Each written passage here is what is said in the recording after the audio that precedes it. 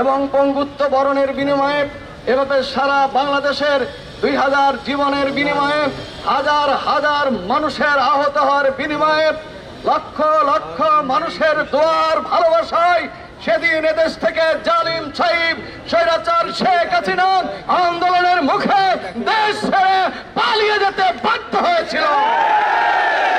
শেখ হাসিনার সেই দেশ পালানো, দেশ ছেড়ে পালিয়ে যাওয়া দিবস আজকে আমরা উদযাপন করছি। মনে রাখতে হবে, শেখ হাসিনাকে যে জন্য দেশ থেকে তাড়ানো হয়েছিল, কারণ ছিল হাসিনা ছিল ফ্যাসিস্ট, হাসিনা ছিল স্বৈরাচার, হাসিনার বাহিনীর সবাই ছিল স্বৈরাচারের দোসর। ঠিক কিনা বলুন ভাইরা আমার? 16টি বছর এই কারণে দেশের মানুষ নির্যাতিত হয়েছে, নিপীড়িত হয়েছে, বঞ্চিত হয়েছে, অধিকার হারা হয়েছে। যেখানে সেখানে হাসিনা যা ইচ্ছা তাই করত, যখন ইচ্ছা যাকে ধরত, যখন ইচ্ছা যাকে ওই বন্দিশালায় পাঠাতো, আয়না ঘরে পাঠাতো। ঠিক না বেঠে? দেশের মানুষ মুখ বুঝে 16টি বছর তা সহ্য করেছিল, কথা বলার সুযোগ ছিল না। আজকের এই নতুন বাংলাদেশের, জুলাই পরবর্তী বাংলাদেশের, এদেশের মানুষের আকাঙ্ক্ষা, এদেশের মানুষের ইচ্ছা, বাংলাদেশে যেন আর কোন স্বৈরাচার ফিরে না আসে। আমার ছাত্ররা যেদিন জীবন দিয়েছিল, আন্দোলন করেছিল, তারা সেদিন স্লোগান তুলেছিল, বাংলাদেশে কোনো বৈষম্য থাকতে পারবে না। আজকের এই বাংলাদেশের মানুষের ইচ্ছে এবং আকাঙ্ক্ষা, আগামীর বাংলাদেশে আর কোনো বৈষম্য চলতে দেওয়া হবে না। সেদিন হাসিনা অন্যায়ভাবে আইনের তোয়াক্কা না করে, সংবিধানের তোয়াক্কা না করে বাংলাদেশ জামাত ইসলামীকে নিষিদ্ধ ঘোষণা করেছিল।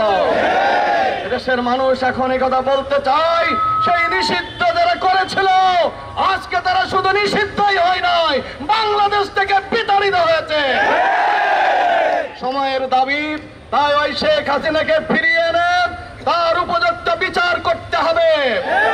হাজার হাজার শহীদের রক্তের বিচার না করা পর্যন্ত শেখ হাসিনা এবং তার দলের কোন লোককে কোনোভাবেই ছাড় দেওয়া হবে না। আমরা কেন জুলাইয়ে রক্ত দিলাম? একটি মাত্র কারণে, বৈষম্যহীন বাংলাদেশ করবার জন্য। এখানে হিন্দু, মুসলিম, বৌদ্ধ, খ্রিস্টান যারা এদেশের নাগরিক, তারা সকলেই তাদের স্বাধিকার নিয়ে চলাফেরা করবে, এইটা তাদের নাগরিক অধিকার। আমরা বাংলাদেশী, আমাদের বাংলাদেশী হলো সকলের পরিচয়। প্রিয় কুষ্টিয়াবাসী, আমরা যাদের জন্য বৈষম্যহীন সমাজ গড়বার জন্য যারা রক্ত দিয়েছেন, আপনাদের এই কথা বলেই আপনাদের স্মরণ করিয়ে দিতে চাই, আমাদের আমিরে জামাত ডাক্তার শফিকুর রহমান, তিনি বলেছেন বৈষম্যহীন সমাজ গড়তে হলে আমরা কারোর দুর্নীতি করতে দেব না, আমরা দুর্নীতি করব না, আমরা চাঁদা তুলতে দেব না, আমরা চাঁদা তুলব না, আমরা এদেশের ন্যায় প্রতিষ্ঠা করব। আমি সেই আওয়াজটা আপনাদের কাছে আবার স্মরণ করিয়ে দিয়ে বলতে চাই, আমরা কুষ্টিয়া যারা আছি, আপামার জনসাধারণ আসেন, আমরা কোনো দল নয়, একটাই ন্যায় এবং সত্যের পথে দেশে একটা সমাজ গড়ার জন্য সকলেই আত্মনিয়োগ করি। আজকের এই দিনে ফ্যাসিস্ট হাসিনা সহ তার সদল বলে পালিয়ে গেছিল, সেই দিবস উদযাপন আমরা করছি। সম্মানিত ভাইরা আমার, সেই যুদ্ধে যারা অংশগ্রহণ করেছিল, এই দেশের প্রায় 2000 ছাত্র জনতা জীবন দিয়েছিল, অর্ধ লক্ষ ছাত্র জনতা আহত হয়েছে, পঙ্গুত্ব বরণ করেছে, এখনো চিকিৎসাধীন আছে। তাদের যে আশা ছিল, তাদের যে উদ্দেশ্য ছিল একটি বৈষম্যহীন সমাজ প্রতিষ্ঠা করা।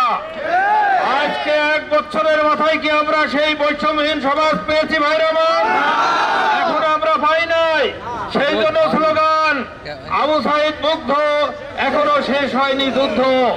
সম্মানিত ভাইরা আমার, বাংলাদেশ জামাত ইসলামের পক্ষ থেকে আমরা বলে দিতে চাই, এই দেশে আর কোন দুর্নীতিবাজ, কোন লুটপাটকারী, দখলদারিত্ব, কোন স্বৈরাচারের আর স্থান হবে না ইনশাআল্লাহ। যারা রক্ত দিয়েছে, জীবন দিয়েছে, তাদের যে উদ্দেশ্য ছিল একটি বৈষম্যহীন সমাজ প্রতিষ্ঠা করা, জামাত ইসলামী বাংলাদেশ সেই ইনসাফপূর্ণ সমাজ প্রতিষ্ঠা করার জন্য বদ্ধপরিকর। সম্মানিত ভাইরা আমার, যতদিন না পর্যন্ত এই আশা আমরা পূরণ না করতে পারি, ওই লক্ষ্যে পৌঁছাতে না পারি, ততক্ষণ পর্যন্ত আমাদের আন্দোলন অব্যাহত থাকবে ইনশাআল্লাহ।